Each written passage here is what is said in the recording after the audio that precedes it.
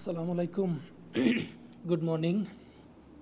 আজকে আমি এই মুহূর্তে আছি সোনমার্গের কাছাকাছি একটা জায়গায়, যেটার নাম হচ্ছে গান্দেরবাল এলাকার নাম, যেটা শ্রীনগর এয়ারপোর্ট থেকে 52 কিলোমিটার দূরে এবং ডাল লেকের 1 নম্বর গেট থেকে 42 কিলোমিটার দূরে। আর গতকাল ছিলাম গুলমার্গ থেকে রাত 10টার পরে এখানে এসে পৌঁছেছি। গুলমার্গ থেকে হচ্ছে প্রায় 82 কিলোমিটার দূরে। দেখেন এখানে তাপমাত্রা কত। এখন সকাল 9টা বেজে 4 বাজে, তাপমাত্রা হচ্ছে -7। রাতে যেহেতু এসছি, তো আশেপাশটা দেখা হয় নাই। এটা হচ্ছে আমার রুম।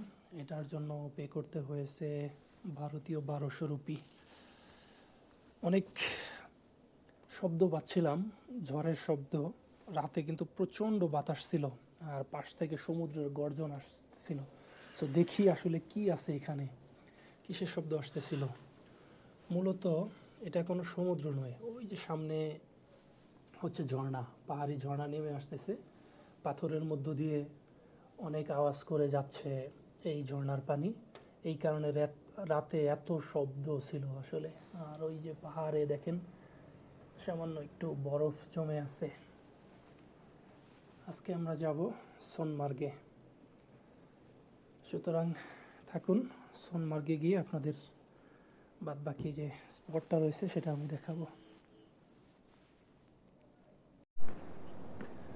আমরা রাতে এই রাস্তা দিয়েই আসছি। এই যে হোটেলটাতে, নাম হচ্ছে নীল গগন রেস্টুরেন্ট, একদম পাহাড়ের কোলেই অবস্থিত। এই দিকেও দেখেন সুবিশাল পাহাড়। আর আমি ছিলাম জাস্ট এই যে সাইনবোর্ডটার উপরেই, মানে ফার্স্ট ফ্লোরে। ওইখান থেকে চমৎকার দৃশ্য দেখতেছিলাম বাইরের, এই পাহাড়, তারপর হচ্ছে ঝর্ণা। চলুন এখানকার ঝর্ণাটা একটু কাছ থেকে দেখানোর চেষ্টা করি আমি,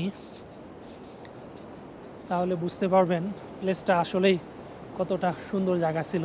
রাতে কিন্তু এটা ভয়ঙ্কর আওয়াজ করতেছিল, এখনও দেখেন ভয়ঙ্কর আওয়াজ।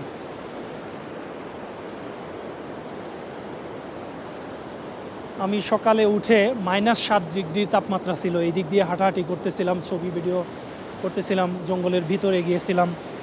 দেখুন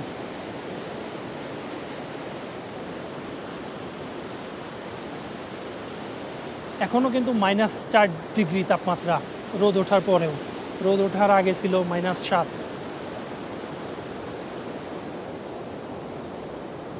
সো চলুন আমি আপনাদের এবার দেখাই, কেউ যদি এখানে আসতে চান, থাকতে চান, তাহলে হোটেলের নাম, ফোন নাম্বার, এগুলো আমি আপনাদের দেখিয়ে দিচ্ছি। আর লোকেশনটাও চমৎকার, দেখুন। ডেসক্রিপশন বক্সে তো আমি অবশ্যই দিয়ে দিব।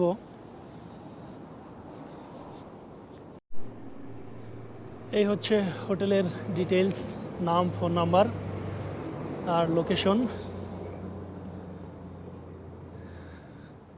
এটা হচ্ছে আমাদের কার, এটা দিয়েই যাব। আমরাও রেডি, কারও রেডি। আর আজকে যাব সোনমার্গের থাজিয়স গ্লেসিয়ারে। সো চলুন আমরা স্পটের দিকে যাই।